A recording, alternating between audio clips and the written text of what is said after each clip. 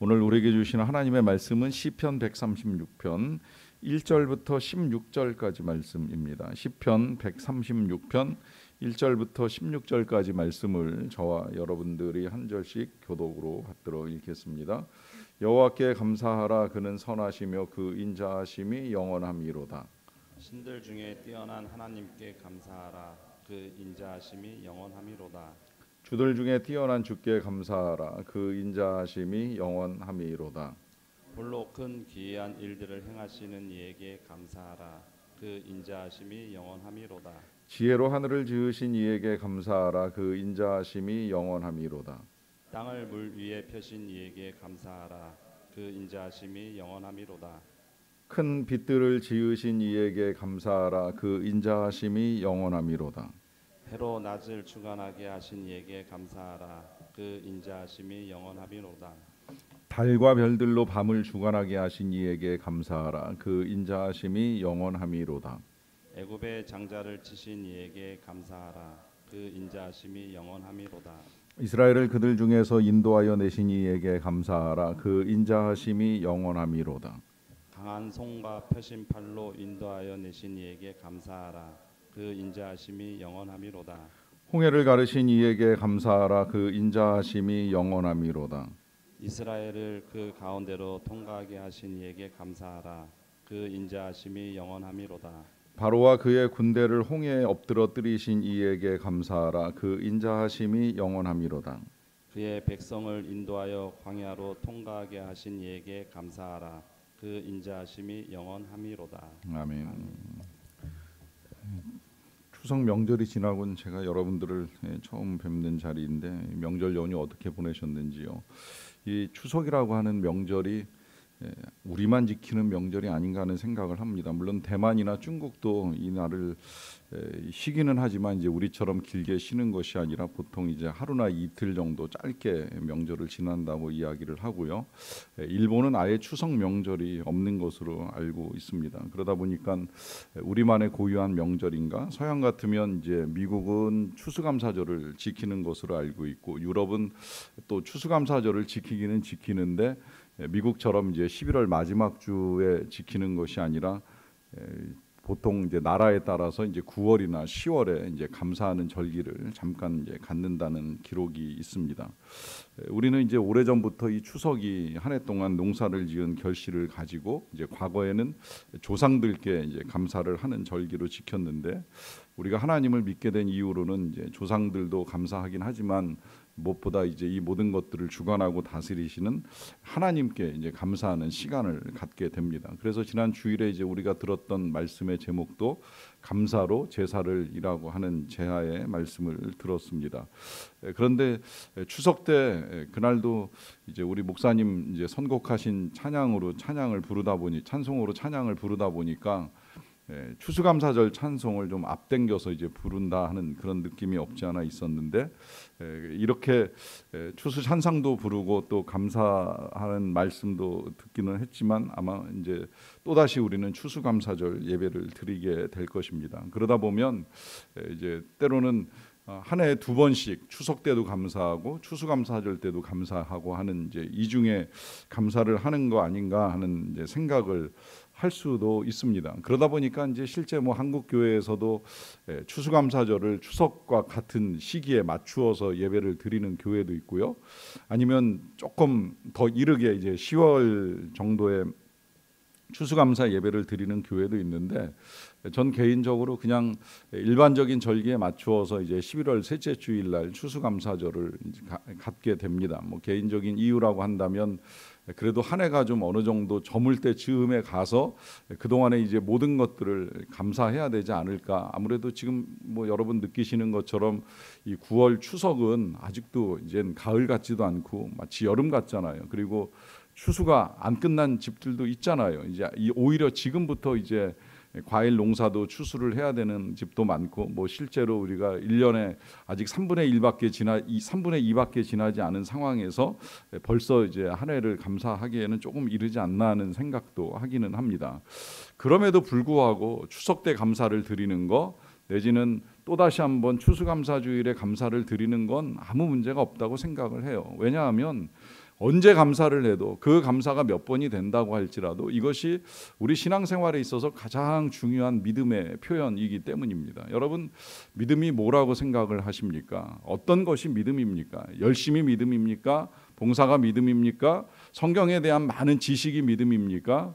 오늘 저녁 말씀을 준비하면서도 보면 이 예수님께 나온 여인의 믿음은 뭐 율법을 뭐 해박하게 알고 있다거나 혹은 뭐 그가 교회를 열심히 출석을 했다거나 뭐 그럴 만한 상황도 아니었고요.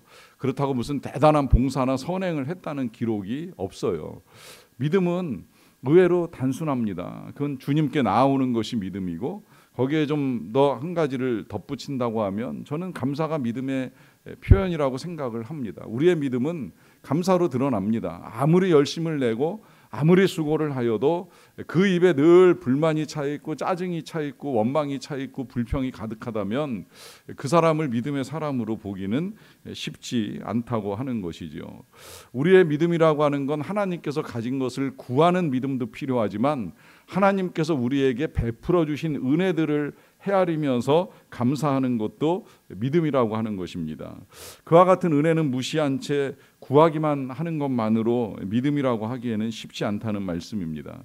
어떻게 보면 시편 전체가 이제 우리에게 그와 같은 사실을 알려줍니다. 시편은 한 군데로 편중되어 있지 않습니다. 크게 두 가지로 나뉘어진다고 말씀을 드렸는데, 하나는 탄원시고 하나는 찬양시입니다. 탄원시는 하나님께 필요를 아뢰는 믿음의 사람들의 기록이라고 볼 수가 있습니다. 그런데 시편은 그와 같은 탄원으로만 가득 차 있는 것이 아니라 또 한편으로는 감사와 찬양의 시가 들어 있지요. 하나님께 영광을 올려드리는 시가 포함이 되어 있습니다. 그 가운데 이제 많은 찬양의 시는 감사하며 영광을 올려드리는 시라고 할 수가 있겠는데, 무엇을 감사하는가 하는 것도 우리가 조금 더 눈여겨볼 필요는 있을 것 같아요. 뭐 하나님이 주신 결실이나 열매 혹은 성과, 또 기도의 응답 같은 것을 감사하기도 합니다마는, 그러나 때로는 그런 거 없으면, 열매도 없고 응답도 없으면 감사할 수 없는가라고 하는 질문에 오늘 본문은 그런 것들이 우리에게 나타나지 아니할 때에도 감사할 만한 이유들을 여러 가지로 제시를 해주는데요. 제일 먼저 시가 이렇게 시작을 합니다. 여호와께 감사하라. 그는 선하시며 그 인자하심이 영원함이로다 합니다. 자, 여기서 하나님께 감사해야 되는 첫 번째 이유가 나옵니다. 그 이유는 선하시고 인자하심이 영원하기 때문이라고 하는 것이죠. 여기서 일단 하나님이 주신 어떤 열매나 결과나 응답보다도 제일 먼저 감사해야 되는 것은 하나님의 성품입니다. 그 성품이 선하시고 인자하시다는 것, 그리고 이것이 영원하다는 건 늘 말씀을 드리듯이 변덕스러운 것이 아니라 늘 한결같이 성실하심으로 우리에게 임하고 있다라고 하는 것이죠. 그런데 때로는 이 하나님의 선하고 인자하심이 의심을 받는 일이 종종 일어납니다. 왜냐하면 우리가 살아가는 세상에 불의한 일들이 많이 일어나기 때문입니다. 뭐 그것이 사회적으로나 혹은 정치적으로 보게 되는 불의한 일들뿐만이 아니라 개인적으로도 불의한 일을 겪는 사람이 있거나 혹은 그런 사람을 보거나 뭐 스스로가 이제 그러한 일들을 겪게 되면 하나님이 정말 선하신 것이 맞는가라고 하는 이제 의심을 할 수밖에 없는데요. 정말 열심히 신실하게 살기 위하여 애를 쓰는 사람들의 삶에 임하는 뜻하지 아니한 이제 고난을 볼 때라고 생각을 하는데요. 사실 그 문제에 있어서는 저도 다 답을 찾기가 쉽지는 않았습니다. 도대체 이런 상황에서 하나님의 선과 또 하나님의 의 내지는 하나님의 인자하심은 어떻게 나타나는가라고 하는 점인데요. 그런 의문을 가졌을 때에 제가 이제 한 가지, 뭐 이것이 전부의 답이 되지 않는다는 사실을 미리 말씀드리면서 제가 찾은 답을 나누고자 한다면, 저는 어떤 악한 사람에게도 하나님이 태초에 약속하신 그 약속을 깨뜨리지 않는다는 데 있어서 저는 하나님의 선하심을 보게 되었습니다. 하나님이 사람을 지으실 때에 가지고 계셨던 계획과 축복이 있죠. 그것은 생육하고 번성하고 땅에 충만하라라고 하는 약속이고 축복이었어요.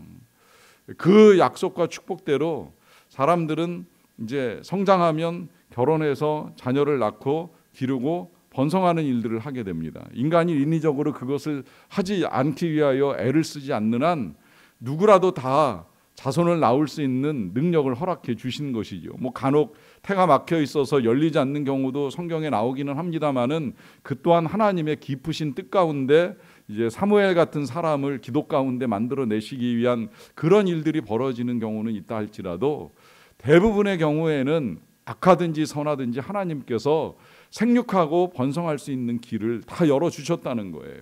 하나님의 심판 가운데 너는 선하니까 자녀를 낳을 수 있고 너는 악하니까 너 같은 자녀를 낳아서는 안 된다고 막는 일은 없으셨어요. 여기서 이제 또다시 한번 우리는 선인과 악인에게 동일하게 자비를 베풀어 주시는 하나님의 인자하심을 보게 되는 것이죠. 사실은 그런 기준으로 우리가 보게 되면 우리가 정말 나는 의롭기 때문에 자손을 번성시킬 만한 선함이 있다라고 자신 있게 말할 수 있는 사람이 어디 있겠어요. 우린 다 죄악의 유전자를 가지고 태어나기 때문에 날 때부터 죄성을 가지고 태어나서 말을 하기 시작하면 거짓말을 하고 숨기고 욕심을 부리고 하는 모습이 우리의 자녀들에게서도 많이 나타나잖아요. 이러한 악을 가진 우리가 그 악함 때문에 자녀를 낳을 수 있는 자격이 없다고 하나님이 거절하셨다라고 하면 인류의 삶은 정말 더 이상해지지 않았을까라고 하는 생각을 합니다. 그렇게 보면 하나님의 자비하심은 그야말로 모든 악인들을 향한 구원의 은총을 베푸실 만큼의 자비하심으로 드러나는 것이죠. 그러하기 때문에 비록 이 세상이 악한 사람들에 의해서 또 악한 권세를 지닌 공중의 권세 잡은 자로 인하여 악한 일은 벌어질진다 할지라도 그 가운데 우리 하나님께서 선한 일들을 이루어 가신다라고 하는 거예요. 그리고 그 선한 일의 가장 대표적인 것이 오늘 본문에서도 크게 두 가지로 나타납니다. 그것은 하나님이 세상을 아름답게 만들어 가신 것이고요. 또 하나는 하나님께서 그 세상에 임한 악으로부터 그 백성들을 구원하시는 역사를 이루어 가신 거예요.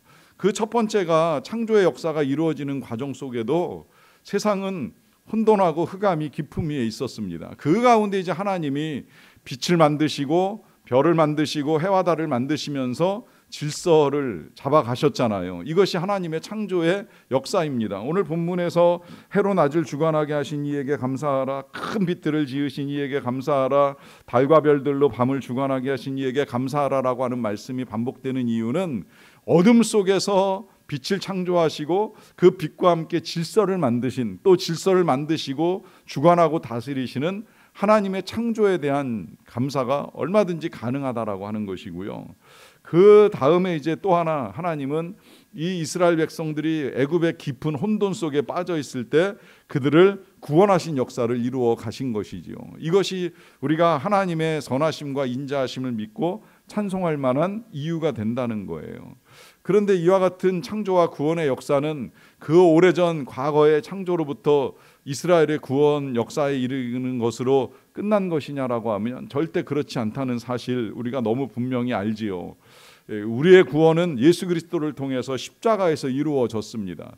죄악에 혼돈된 세상 속에서 우리도 지금도 그렇게 살아갈 수 있는 가능성을 가지고 있지만 그런 세상 속에서 하나님은 우리에게 예수님을 통한 구원의 역사를 이루어 주심으로 말미암아 더 이상은 우리가 죄와 사망의 지배를 받는 인생이 아니라 생명의 성령의 법 아래에서 하나님의 은혜를 누리며 살아갈 수 있는 구원의 길을 열어주셨다는 거예요. 그리고 그와 더불어서 엊그저께도 말씀을 드렸듯이 이제 새 창조의 역사가 시작이 된 것입니다. 비록 세상은 혼돈과 어둠 속에 여전히 빠져 있는 것처럼 보이지만 그 가운데서 하나님은 새로운 질서를 이루어 가시잖아요. 하나님의 자녀된 자들, 그 백성된 예수 그리스도의 제자들을 통해서 새로운 역사들을 써내려 가십니다. 그리고 그 역사가 쓰여가는 곳에 놀라운 빛이 드러나고 그 빛 가운데 이제 우리 하나님이 영광을 받으시는 거예요. 여러분, 이 귀한 역사가 지금도 계속되고 있기에 또 앞으로도 계속되기에 하나님의 창조와 구원의 역사가 멈추지 않고 계속되기에 우리는 그 선하심과 자비하심을 우리도 믿고 감사와 영광을 올려 드릴 수가 있는 것이지요. 뭐 크게 두 가지로 헤아려 보긴 했습니다만 그러나 감사할 이유는 하나하나 헤아려 보면 얼마든지 나타날 수 있습니다. 비록 여름의 날씨가 아무리 뜨거웠다 할지라도 오늘 내리는 단비로부터 이제 서서히 또 이 더위는 물러가고 가을이 찾아올 것입니다. 풍성한 추수의 계절이 도래합니다.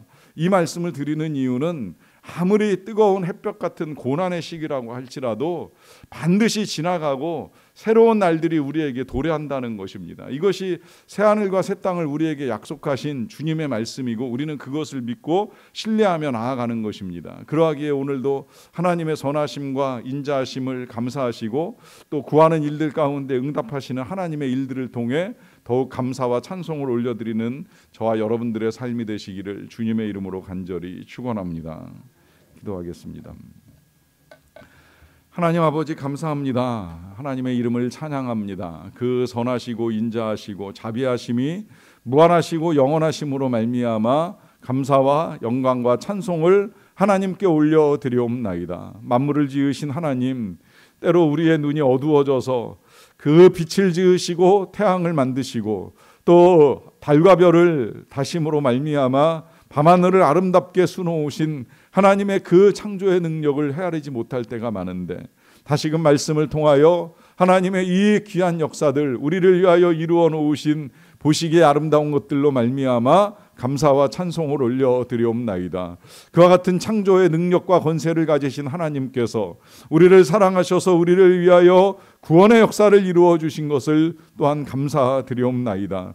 그 옛날 이스라엘이 애굽의 노예로 살던 것처럼 우리도 죄와 사망의 노예로 살아갈 수밖에 없는 인생들이었는데 이와 같은 자들을 위하여 구원의 은총을 베푸사 우리가 하나님을 믿고 섬기는 하나님의 백성으로서의 생명과 성령의 법 아래에 살게 하신 은총을 감사드리옵나이다. 뿐만 아니라 지금도 우리의 기도에 귀를 기울이시고 우리를 위하여 응답하시고 선한 역사를 이루어 가시는 하나님의 자비하심에 먼저 감사를 드리옵나이다. 오늘도 그 은혜에 감사하며 하나님 앞에 나와 엎드린 모든 주의 백성들마다 말씀을 듣고 하나님께 찬양과 영광을 올려드리는 모든 주의 자녀들마다 하나님 계속해서 주의 자비하심을 나타내 주시옵소서. 능력과 권세를 드러내 주시기를 원합니다. 그리하여서 하나님의 은혜 가운데 지금도 겪어나가는 어둠과 혼돈의 모든 일들이 물러가고 하나님으로 말미암는 새 창조, 새 역사, 새로운 피조물의 변화와 기쁨을 누리며 나아갈 수 있도록 도와주시옵소서. 만물을 새롭게 하시는 분이 하나님이시라고 말씀하여 주셨사오니 우리의 삶에 일어나게 될 변화가 하나님으로 말미암는 역사가 나타나게 되기를 간절히 원합니다. 특별히 여러 가지 일들로 말미암아 절망과 좌절에 놓인 자들이 멈추어 서지 않기를 원합니다. 끝까지 소망 가운데 기도하면서 하나님의 역사가 어떻게 나타나는가 보게 하시고 하나님은 응답의 역사를 이루어 주시옵소서. 선교지에서 이 귀한 창조주 하나님의 선하고 자비하심을 전하기 위하여 애쓰는 모든 선교사님들마다 영육간에 강건하게 지켜주시고 붙들어주시고 은혜를 더하셔서 많은 자들이 창조주 하나님을 믿는 자리에 나올 수 있도록 주여 역사하여 주시옵소서. 오늘 하루도 주님께 의탁하옵고 감사드리며 예수님의 이름으로 기도하옵나이다. 아멘.